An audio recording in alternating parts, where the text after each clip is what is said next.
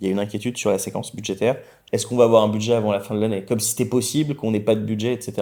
Il y a des scénarios qui nous permettent de nous donner un budget. Mais par contre, ils n'ont pas tous la même valeur. Et moi, je leur accorde pas tous la même valeur, ça c'est sûr. Tu as deux solutions techniques qui existent. Tu en as une, c'est les ordonnances de l'article 47 et de l'article 47-1. Ça veut dire quoi? Ça veut dire que si la France n'a pas de budget au 21 décembre, que Barnier soit tombé ou pas, que soit un gouvernement démissionnaire ou pas, pour les raisons d'urgence, tu peux faire passer le budget par ordonnance. C'est-à-dire que si Barnier survit jusqu'au 21 décembre, il pourra faire passer le budget, même s'il tombait, mais qu'il restait dans le gouvernement démissionnaire, potentiellement, ce que nous disent les constitutionnels, c'est qu'il pourrait faire passer un budget par ordonnance. Donc il faut imaginer quand même, c'est la bombe nucléaire constitutionnelle. On utilise la Constitution pour que l'exécutif passe un budget sans que le budget ait été voté ni par le 49.3. Enfin, on est au-dessus d'un point de vue démocratique et de censure démocratique, on est au-dessus du 42.3. Là, il n'y a même pas de vote, en fait, au Parlement parce qu'on est hors délai. Donc ça, c'est possible.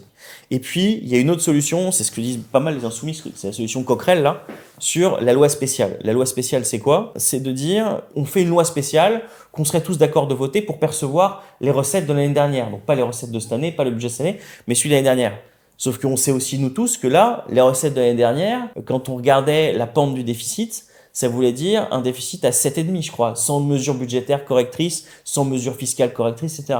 Mais donc ça veut dire que là, un truc comme ça, la réaction des marchés financiers dans lesquels ils se sont mis dans la main, par leur mauvaise gestion budgétaire, bah, elle devient quand même extrêmement dangereuse et problématique.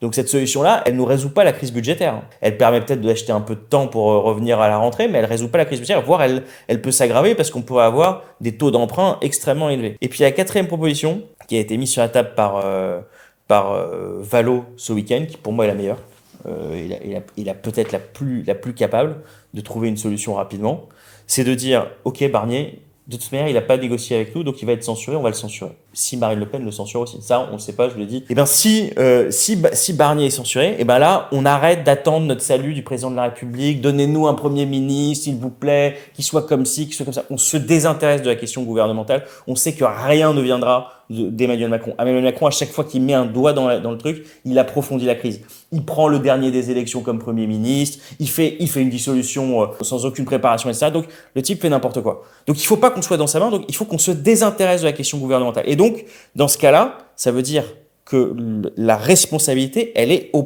Parlement. Il faut qu'on soit malin. Et donc, ça veut dire que les partis du Front populaire et les partis de deuxième tour de Front républicain, ils se causent, ils se parlent et ils trouvent une solution pour que on ne soit pas dans la main des marchés financiers au 31 décembre, qu'on n'ait pas un budget imposé par Barnier, parce que si c'est un budget ordonnance, les amis, on va sauter à la corde. Hein. Ce sera le pire des budgets, il n'y aura rien pour nous. Et donc, pour que les gens, on puisse les épargner au maximum et qu'on puisse... Ce sera pas notre budget, hein, ce sera pas ce qu'on aurait fait si nous, on était aux affaires. Il faut que les choses elles soient claires. Mais le truc qui les frappera le moins, où on ira chercher le plus d'impôts sur les plus grandes fortunes, ce sera celui qu'on aura réussi à négocier dans ce moment de stress, parce que là, les macronistes, ils ne pourront pas nous dire « Ah non, notre doctrine, nous, c'est pas d'impôts pour les riches, vous comprenez, on s'en a été élus là-dessus. » Non, là, il y aura l'urgence budgétaire. Même les gens et leur base électorale leur dira « Les gars, il va falloir que vous bougiez, parce que en fait, une crise budgétaire, ça embarque tout le monde dans la crise. » Donc voilà, je pense que là, il y a un chemin. Il est étroit, il est ténu. Ils peuvent choisir le chemin de la violence démocratique. La violence démocratique, ce serait donc, ce que je disais tout à l'heure, le passage en force en urgence et les ordonnances. Et on a ce chemin-là qui est ouvert. Voilà. Donc, il y a des enjeux. Ceux qui disent qu'il n'y a pas de solution, c'est des menteurs. Ceux qui disent qu'il n'y a pas de problème, c'est des menteurs. Donc, il faut qu'on arrive à trouver cette voie de passage. Et on a besoin de la force, on a besoin que la gauche soit forte et unie dans le moment. Et ça, c'est quand même l'enjeu aussi des prochaines semaines qu'on arrive à faire ça. Donc voilà, on est au milieu du gué budgétaire. Il reste quelques semaines avant Noël. Il faut qu'on arrive à trouver la solution pour le pays, quoi.